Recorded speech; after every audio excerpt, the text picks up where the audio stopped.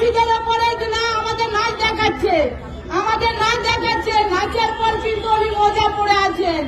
আর আরেকজন আজকে দিন আগে উনি বলেছিলেন আদিবাসী হচ্ছে বনবাসী, আবহাওয়া হচ্ছে মিলাতাবো না, আষাঢ় মিলাতাবো না, কপি মিলাতাবো না, বাতরা মিলাতাবো না, মিলাতাবো না তো চিন্তা তাহলে বন্ধ করো আগত, চিন্তা বন্ধ করো।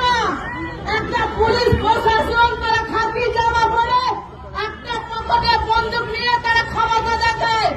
পুলিশ মন্ত্রী হচ্ছে মুখ্যমন্ত্রী, উনি নেচে বেড়াচ্ছেন মণ্ডপে মণ্ডপে।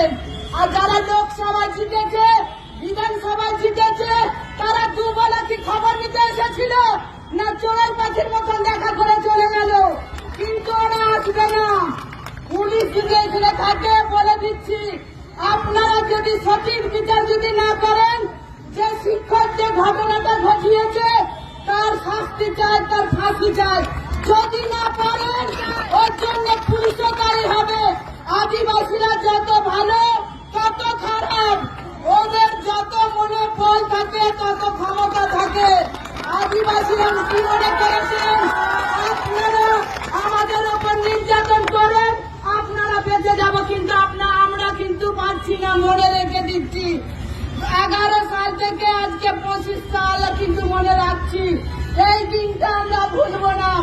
আপনারা কি মনে করেছেন আমাদের মেয়েদেরকে বুঝিয়ে লক্ষ্মী ভান্ডার দিয়ে দিলেন 1000 টাকা করে, আমার মেয়ে আদিবাসীরা হাসছে।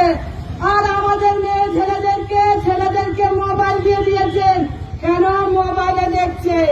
আর মাস্টার মশাইরা বৃষ্টি করছে, সব মাস্টার মশাইরা হয়তো সমান নয়। কেন এইরকম মাস্টার মশাই শিক্ষকরা এইভাবে? নিশ্চয়ই রাজ্য সরকারের দুর্নীতি আছে, দুর্নীতির জন্য আজকে এই অবস্থা। এই সরকার থাকতে পারে না। মেটাটা চোর সরকার, মেটাটা টাকার সরকার।